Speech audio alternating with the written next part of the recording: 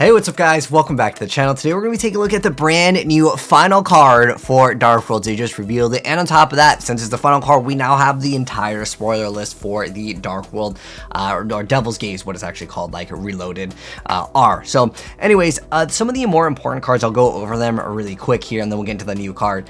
So basically you get all of the Dark World cards, which is actually really good. Now unfortunately, you don't get all of the danger cards, which would have been nice. They do give you 2 of the danger cards. There's also the Doors of the Abyss, which gives you some of the other stuff. We obviously don't get this in the TCG, but you do get some super rare variants of like other cards, which is definitely nice. But like we've already had Snow, and in terms of like some of the newer cards, we'll get into that in a second. So starting right off, going over the spoiler list of like the other things, because on some websites it's still not like finished, but it's now actually finished. So some of the new cards, just highlighting them really quick, we get the Rainbow Supreme Overlord of the Dark World. This card, if it's discarded by card effect, you get to add a level 5 or higher Dark World monster from your deck to your hand. So again, more consistency for the deck, and it's just an overall like decent card. You also have Genta, and what's really cool with this is you can discard this card at the graveyard to add Gates. Fantastic card that's coming in there. Then we have Pearl. If it's discarded by a card effect, you get to target a Dark World monster in graveyard and then special summon it. Then if this card was discarded, you can special summon 1 fiend monsters that is banished or in your hand to either field, which lets you give them Ceruli. Ceruli will then let you go for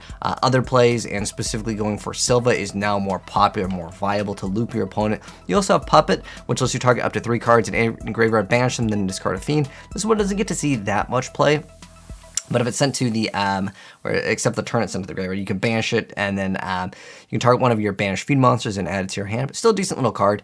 Library definitely makes the deck so much more powerful. Being able to potentially draw 2 cards and discard 1, plus you get stat boost. Amazing card, amazing card. And then the final new card that I actually want to go over, which is the brand new one over here, is called Dark World Punishment. So this is the final new card that we have. So it says, when a monster or monsters would be normal or special summon, while you have a fiend monster in your hand, you get to negate the summon, and if you do, destroy that monster or monsters. That's plural. Then discard 1 fiend monster. If your opponent goes pen 5, you pop them all, man, and then you get to discard. So you get to negate and destroy, and on top of that, maybe you get some sort of bonus effect on what you discard. Now, it doesn't even have to be Dark World. It's just a fiend monster, so maybe you can run this in like Fabled and some other stuff. On top of that, it says if a Dark World monster you control would be destroyed by battle or an opponent's card effect, you can banish this card from your graveyard instead. So that lets you have plays turn 1 where your opponent may like negate, destroy. You could potentially, or I guess turn 2 technically, depending on the way you look at it, because obviously Ogre can still activate. You can protect your cards, so this is good not only as a discard outlet card, because it protects your if it was a Dark World monster. I think this is good. I'm not sure if people play more than one of these though, because it is a counter trap card though. I think this is the first counter trap card that we're getting for Dark Worlds. And on top of that, in terms of what we're getting, we're also getting the danger Tsuchinoko as well as Mothman. These are the confirmed dangers in the entire sport list. I really wish we got like, the other dangers. That would have been really nice, but I guess they want us to actually purchase those Kappa. But yeah, so you get Tsuchinoko, and the other danger is the Mothman. There it is. But yeah, relatively decent stuff coming out in here. And if you guys do want to see gameplay of it, I have lots of gameplay. I've been covering this for a while, and like this Dark World stuff is so incredibly busted.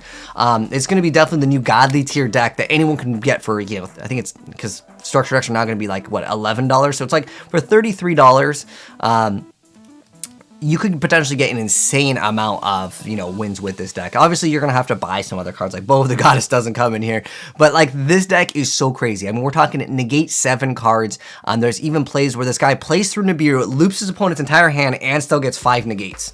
Like, if you get Nibiru and you can still even make 5 negates, that's already good. But then he loops his opponent's entire hand. Like, come on, man. You can't ask for something better in like a free variant, or not from free. This is like $30.